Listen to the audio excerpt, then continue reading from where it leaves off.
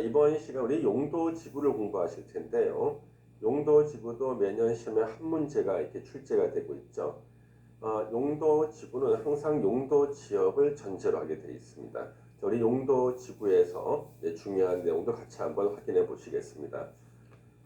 자, 우리 용도 지구는 먼저 의의가 나오는데요. 용도 지구란 토지의 이용 및 건축물의 용도, 건폐율, 용적률, 높이 등에 대한 용도 지역의 제한을 강화하거나 또는 완화하는 겁니다.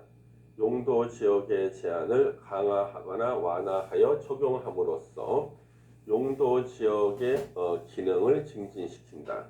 요 말 우리 꼭 알아두셔야 됩니다.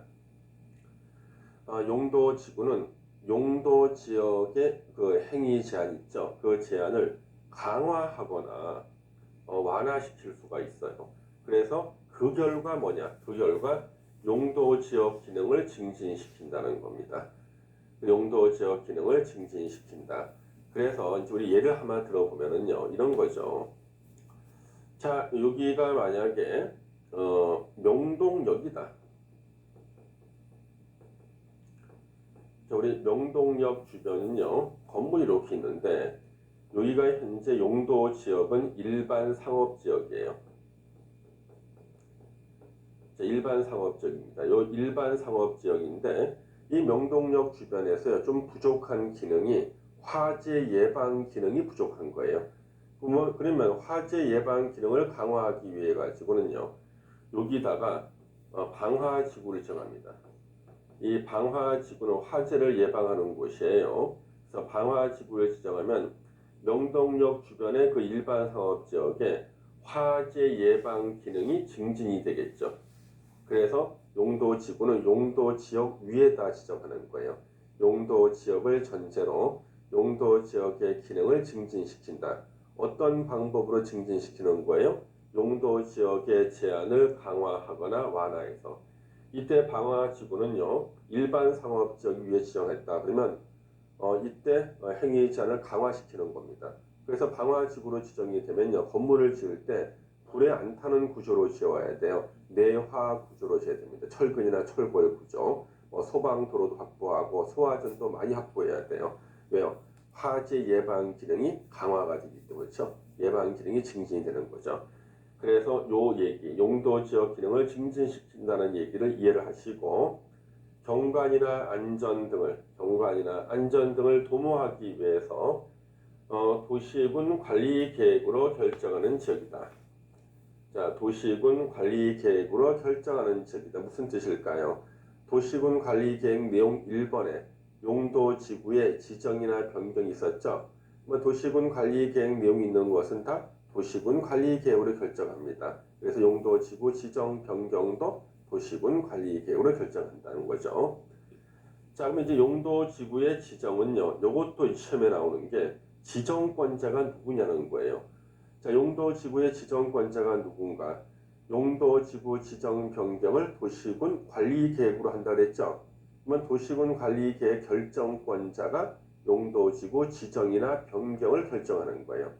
그러면 용도 지구 지정이나 변경을 결정하는 사람이 도시군 관리 계획 결정권자인데 이 사람들을 계급순으로 쓰는 겁니다. 자, 계급순 국토부 장관, 시도지사, 대도시, 시장이죠. 국토부 장관, 시도지사 50만 이상 대도시 시장인데 시험엔 틀리게 내죠. 대도시 시장 대신에 시장 군수가 지정할 수 있다 X예요. 왜요? 시장 중에서 50만 이상 시장만 지정할 수가 있고요. 군수는 또 안 돼요. 그래서 시장 군수라고 슬쩍 틀리게 쓴다는 거죠. 이거 조심해야 됩니다. 그 다음 이 용도 지구는요, 중복해서 지정할 수가 있다. 이거 하나 기억해 주시죠. 중복 지정 가능하다. 이거죠. 그래서 중복 지정 가능하다. 하나의 토지에 용도 지역은 중복 지정 안 된다 그랬죠. 하나의 토지에 용도 지역 한 개만 지정해야 되지만 용도 지구는 2개 이상 용도 지구가 중복 지정될 수 있어요.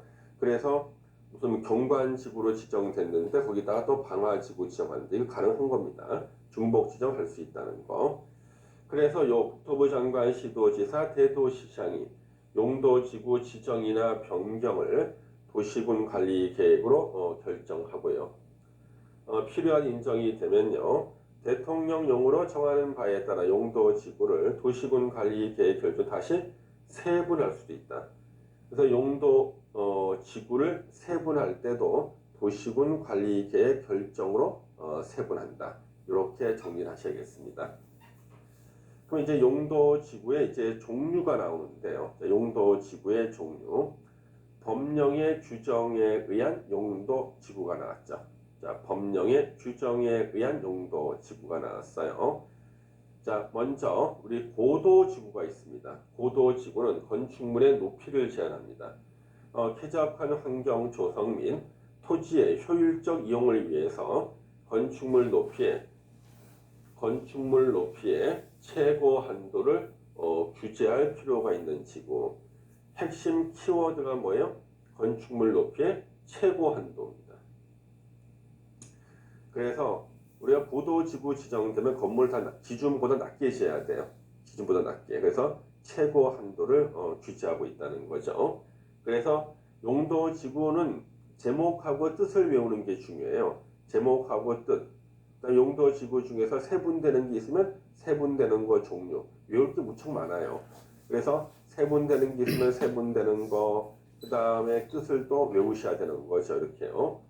건축물 높이의 최고 한도를 규제할 필요가 있는 지구가 고도 지구고요. 그다음 이제 경관 지구 보시면요. 경관의 보전 관리 형성을 위해서 필요한 지구 해가지고 경관의 보전 관리 형성을 위해서 필요하다. 무슨 뜻일까요? 그래서 정치가 바로 경관이거든요. 경관의 보전 관리 형성을 필요한 지구인데 세 가지로 세분이 돼요.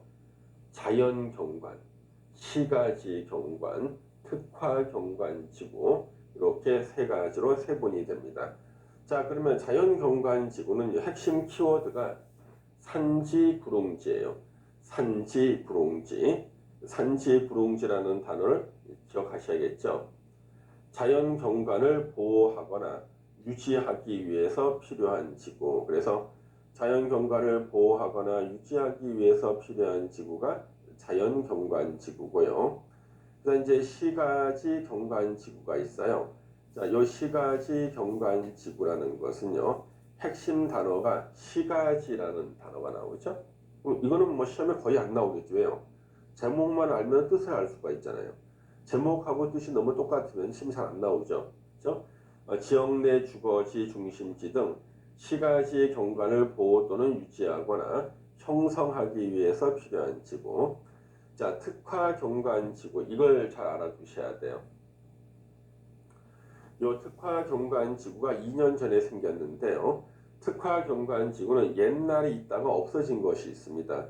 참고로 말씀드리면요. 한 50년 역사를 가졌던 용도 지구가 2년 전에 폐지가 됐어요. 이게 바로 미관 지구라는 게 있었다고요. 그래서 우리가 부동산 공법을 처음 공부하시는 분이라도 미관 지구란 말은 들어봤어요.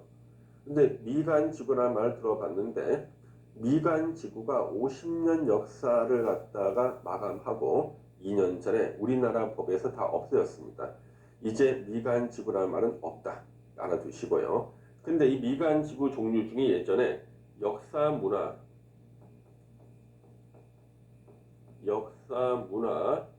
미관 지구라는 게 있었어요. 예전에 역사 문화 미관 지구가 있었다는 거죠. 그래서 역사 문화 미관 지구하고 예전에 경관 지구 중에서 물가의 경치를 보호하는 수변 경관 지구라는 게 있었습니다. 근데 이 두 개가 하나로 더해진 게 지금의 특화 경관 지구예요. 그래서 뜻도 이 두 개를 더해서 만들었어요. 자, 지역 내 주요 수계의 수변, 물가죠. 수계의 수변. 수계가 뭐예요? 한강 수계, 낙동강 수계, 금강 수계 이런 수계를 말하는 거예요. 수변, 물가. 그래서 이게 예전에 수변 경관 지구의 뜻이고 예전에 역사 문화 미관 지구는요. 문화적 보존 가치가 큰 건축물. 이게 옛날에 역사 문화 미관 지구의 뜻이었어요. 그래서 우리가 예전에 역사 문화 미관 지구가 많이 지정돼 있던 곳이요. 서울에 문화재가 많은 곳 어딜까요? 서울의 강동구 같은 강동구, 몽촌토성, 풍납토성, 암사동 같은 데 있죠. 거기가 예전에 역사 문화 미관 지구였습니다. 근데 지금은 다 바뀌었죠? 뭘로 바뀌는 거예요? 특화 경관 지구로 바뀌는 거죠. 그래서 예전에 있던 역사 문화 미관 지구의 뜻이 문화적 보존 가치가 큰 건축물인데 요것을 똑 잘라 가지고 두 개를 나란히 써놓은 거예요. 왜? 두 개가 더해져서 지금 특화 경관 지구가 됐기 때문에 그렇습니다. 그래서 지금 특화 경관 지구는 둘 중에 하나예요. 물가, 수변 지역의 경치를 보호하거나 그 다음에 문화적 보존 가치가 큰 건축물 주변에 그 경치를 보호하는 것으로 바뀐 겁니다. 그래서 우리 서울의 강동구에 대개 보면은 이제 풍납토성, 몽촌토성, 암사동 있잖아요. 특히 우리 암사동 같은 데는요, 거기는 땅을 이렇게 팠더니요, 철기시대는 삼국시대입니다. 유물이 나온 겁니다. 조금 더 파봤어요, 한번. 그랬더니 청동기 시대 유물이 나오는 겁니다. 한 번만 더 파볼까? 조금 더 깊이 파니까 신석기가 나온 거예요. 마지막으로 한 번만 더 파보자. 또 파니까 결국 구석기 시대 유물이 나온 겁니다. 그래서 전 문화층이 다 있고, 그래서 거기는 어떠한 부동산 개발 허가가 안 나오죠. 아주 암울하다. 그래서 이제 암사동인데요. 거기가 역사문화 미관지 이런 데 지정되어 있습니다. 요 두 개가 더해져서 지금의 특화 경관 지구 됐다는 사실, 요거 꼭 기억을 해 주셔야겠습니다. 시험에 나오겠죠? 네. 그 다음에 이제 보호지구라는 게 있어요. 보호지구. 문화재 중요시설물. 자, 중요시설물이 보통 어떤 게 있나요? 항만이나 공항이나 공용시설이나 뭐 교정, 군사시설 등등 이런 게 중요시설이래요. 이 문화적, 생태적으로 보존 가치가 큰 지역의 보호와 보존을 위해서 필요한 지구. 그래서 역사, 문화, 환경 보호지구라는 게 있어요. 문화재나 이런 전통 사찰 등 역사 문화적으로 보존 가치가 큰 시설 및 지역의 보호와 보존을 위해서 필요한 지구다. 그래서 핵심 단어 문화재 전통 사찰 이게 핵심 단어예요. 역사 문화환경 보호지구 문화재 전통 사찰 이런 것이죠. 자, 중요시설물 보호지구 중요시설물의 보호와 기능 유지 및 증진 등을 위해서 필요한 지구다. 그래서 중요시설물 보호지구. 생태계 보호지구가요. 여기 행위 제한이 제일 강해요. 그러니까 용도지구 중에서 가장 규제가 강한 것이 저 생태계 보호지구입니다. 핵심 키워드 야생동식물 서식처예요. 그래서 여러분들 이 생태계 보호지구로 지정되잖아요. 여기서는 할 수 있는 게 거의 없어요. 할 수 있는 게 뭐냐 물어보시면요. 산책과 숨쉬기 정도예요. 산책과 숨쉬기. 그래서 여러분들 이거 지정당하지 않도록 조심하셔야 됩니다. 왜요? 우리 이런 분들 있잖아요. 자기는 이제 도시에 살고 있습니다. 그런데 저기 지방에 시골에 있는 임야를 갖다가 부모님이 돌아가시면서 자기가 상속받는 경우가 있어요. 그러면 자기는 서울에 살고 자기가 상속받은 임야는 자기 시골에 있습니다. 자기가 임야를 관리 못하니까 그 임야가 있는 곳에 마을에 가가지고 동네 할아버지를 만난 겁니다. 산 밑에 할아버지한테 할아버지 저 앞에 보이는 산이요 제 거예요. 저거 좀 잘 좀 봐주세요. 저는 서울에 있어서 제가 잘 못 봐요. 그랬더니 할아버지가 알겠다. 내가 잘 봐줄게. 진짜 잘 봐줍니다. 눈으로 잘 봐주는 거예요. 근데 그 산에요 백로가 한 2마리 날라온 겁니다. 백로가 2마리. 할아버지가 보기에 이건 길조거든요.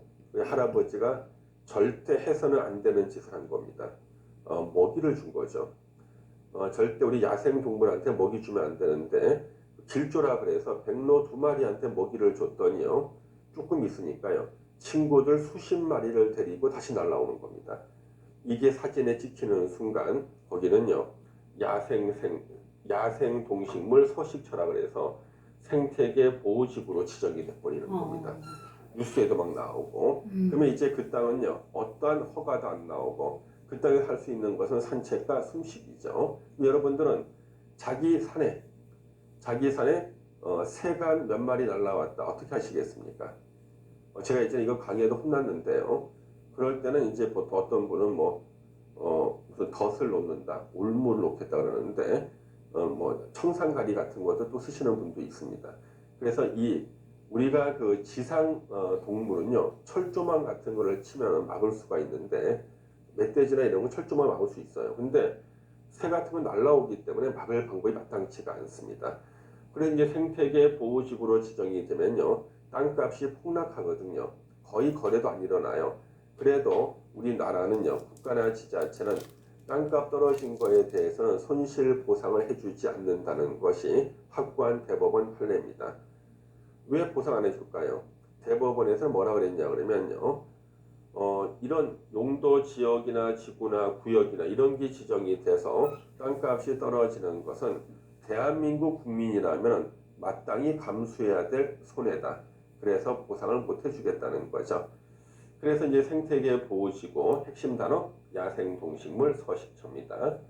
생태적으로 보존 가치가 큰 지역의 보호와 보존을 위해서 필요한 지구, 생태계 보호지구 꼭 기억해 주시고요. 이제 취락지구가 있는데요. 자, 취락지구는 사람들이 모여 사는 마을을 취락이라 그래요. 그래서 취락지구가 나오는 겁니다. 사람들이 모여 사는 마을, 여기가 취락이에요. 자, 그러면은 녹지지역 관리 농림 자연환경 보전지역하고 개발제한구역이나 도시자연보건구역의 취락을 정비하기 위한 것이 취락지구인데 우리가 용도지구는요 용도지역의 제한을 강화하거나 완화하는 거라고 그랬죠. 이때 취락지구는요 용도지역의 제한을 완화시켜 주는 거예요. 규제를 풀어주는 겁니다. 그래서 땅값이 올라가요. 그래서 취락지구 지정되면 땅값이 올라갑니다. 자, 여기 자연취락지구는 뭐냐 그러면 우리 개발 안 된 사촌들 있죠? 어디에요? 녹간농자. 녹간농자. 자, 녹간농자의 사람들이 모여 사는 마을이 어디에요? 자연취락지구입니다. 왜냐하면 우리 녹간농자의 건축 제한 건폐율 용적률을 가지고서는요 사람들이 모여 사는 마을을 짓기가 힘이 들어요. 그래서 여기는 녹간농자라서 개발이 안 된 곳이지만 사람들이 모여 사는 마을이 좀 필요하다 그러면 거기 규제를 좀 풀어줘야 돼. 규제를요. 왜? 집도 좀 편하게 짓고 편의시설도 막 지을 수 있게끔. 그래서 거기를 자연취락지구라고 지정해서 다양한 종류의 건물을 예외적으로 지을 수 있게 만들어주는 겁니다. 이게 바로 자연취락지구. 시험에서는 이게 주로 나왔죠. 집단취락지구가 나왔죠. 시험에서는. 자, 집단취락지구는요. 개발 제한 구역 어디예요? 그린벨트. 우리가 영어로는 그린벨트.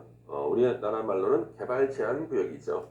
개발 제한 구역 안에 취락을 정비하기 위해서 필요한 지구가 집단 취락 지구입니다. 그러면은 여러분들 우리 그린벨트 많이 가보셨죠? 개발 제한 구역 안에 갔더니 아니 사람들이 모여 사는 마을이 있어요. 근데 거기 마을에 보니까 사람이 사는데 필요한 웬만한 시설들은 다 지어놨어요. 야, 이거 개발 제한 구역 안에서 이렇게 건물을 많이 지어도 되는가? 돼요, 거기는요. 왜요? 개발 제한 구역의 행위 제한을 완화시켜 주는 거예요. 집단 취락 지구가. 그래서 집단 취락 지구가 지정이 되면 땅값이 올라가죠. 그래서 이 집단 취락 지구가 바로 개발 제한 구역의 취락을 정비하기 위해서 필요한 지구라는 거. 시험에 많이 나왔어요, 이거요. 시험은 이렇게 나왔죠. 자, 다음 중 개발 제한 구역에 지정할 수 있는 용도 지구는 무엇인가? 바로 집단 취락 지구다. 시험 문제죠. 자, 다음엔 여기 개발 진흥 지구가 나옵니다. 개발 진흥 지구는 요것도 지정이 되면요 땅값이 올라가요. 규제가 완화가 되거든요. 왜요? 그 일부분을 갖다가 그 지정된 곳만 개발하겠다. 땅값이 올라가죠. 근데 여기는 공부하기 힘든 게 대통령령이에요. 종류가 또 5개로 세분이 돼요. 그래서 공부하기 힘든 거예요. 주거개발진흥지구, 산업유통개발진흥지구, 관광휴양개발진흥지구, 복합개발진흥지구, 특정개발진흥지구 총 5개로 세분이 됩니다. 그 뜻은 주거기능, 상업기능, 공업기능, 유통물류기능, 관광, 휴양기능 등을 집중적으로 개발한다. 정비할 필요가 있는 지구고요. 그래서 주거개발진흥지구는 주거기능 중심으로